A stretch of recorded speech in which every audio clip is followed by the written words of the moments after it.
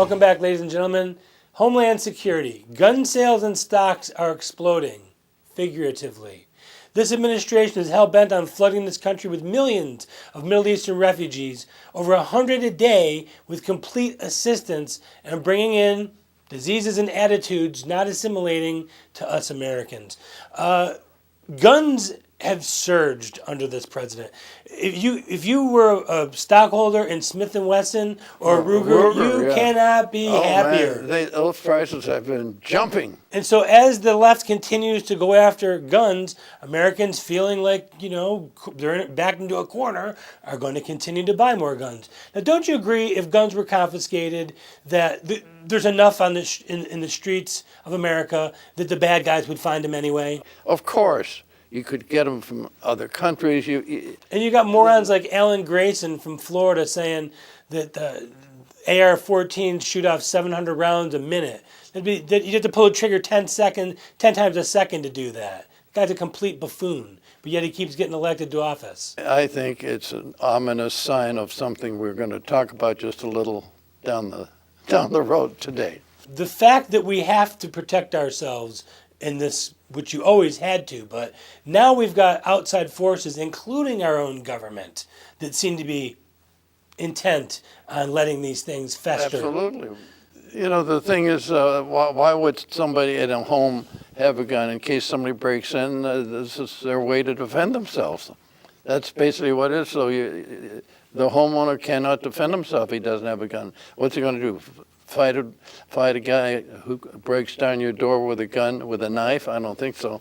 And now we're letting in 100 Syrian refugees a day into the country. We're bringing in diseases that we haven't seen in decades.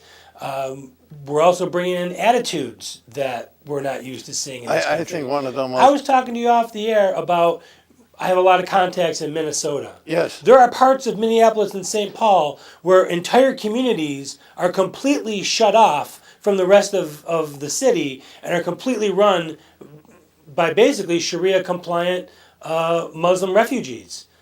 What do you say about that? Well, I think that there's no question in my mind that this particular administration feels there is an advantage of bringing in people that will add to their power in the future, because those people...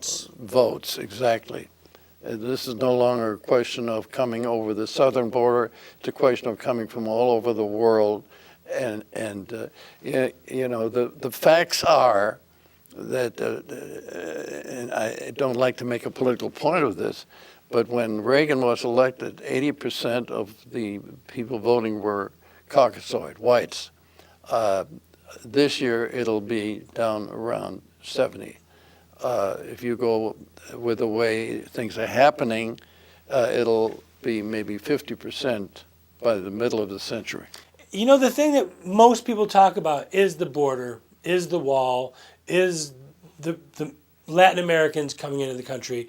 But what no one seems to pay attention to and talk about is that we've got a huge number of people that come here legally. They overstay their visas. 80% reduction in visa overstays in the past 5 years. The thing that proves your point most effectively, we have doubled our population since 1960. Now, that's unheard of. All Western countries are 150 million people. Well, the point is, this year, the Census Bureau will show that we have now 328 million people in this country. I remember when I first came to the United States in 1939, we had, I think it was 25 million people. But in 1960, we had just about half of what we have now. Every European country has lost population. Japan has lost it. All the Western-oriented countries have lost population. Part of it is because you no longer have the large families. And this has become a consistent situation in the Western world, not to have large families, and consequently, they're shrinking.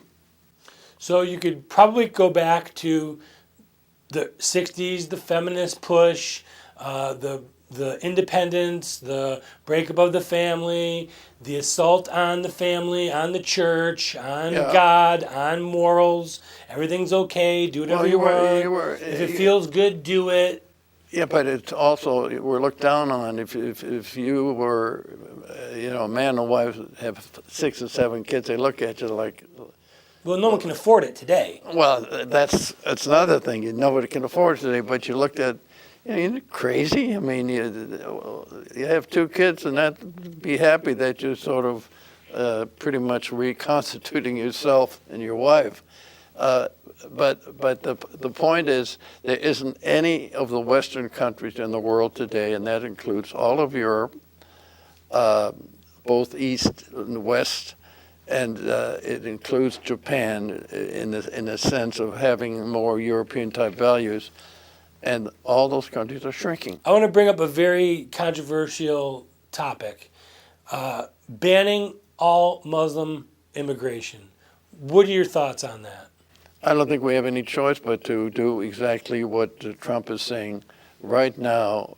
So is it all Muslims from everywhere in the world? Is it just from Syria, Iraq, Iran, UAE? Where do you draw the line? What do you do? I think right now what he's basically talking about the controversial. But what would you do? You're President Beschloss. What would you do? Would you ban all Muslim immigration to the United States? Well, I think right now what I would do exactly what Trump is doing is until we can get a system where we have a chance of evaluating every single person. But Barack Obama will tell you we already have that system, and that we're already utilizing that system. But he's lying. Well, that's true. He is lying. No, but what hasn't he lied about? But you're asking me what I would do, and what I would say. I would say anybody in the world that can pass our standards. We were talking the last show about the McCarran Law of 1952. Immigration, Yeah, and back in 1924 there was another not as well-known law where there was the Red Scare, so that anybody coming from Europe at the time who could be a communist wasn't allowed. So we've had these situations before. The irony of it, the 6 million Jews who were killed by the Nazis, a lot of those people could have been saved by allowing some of them to the United States. It was almost impossible. You know why our family got in? Because of our connections. We were prominent. We had even then we had to have 3 rich relatives who swore they would take care of us. And you also had the financial means to be able to pull it off. That's exactly. Well, that's all part of it. But you're stating that was almost impossible. How many people do you think were in that position? How many people do you think in Syria and in Iraq are in a position to be able to finance themselves to come over here? 0. Yeah, so we're financing them. It's interesting. The administration will tell us, we can't possibly send back all the illegal aliens that are here. It would be impossible. But yeah, we can transport them from Europe over to here? Look, let's bring it down to the point. The point is that people who are committed to Islamism, Sharia law, have a totally different outlook on life than people of the West. And consequently, that means they want their own criminology. They want everything that's different. And what you're doing is you're bringing in people who don't want to become Americans. They want Americans to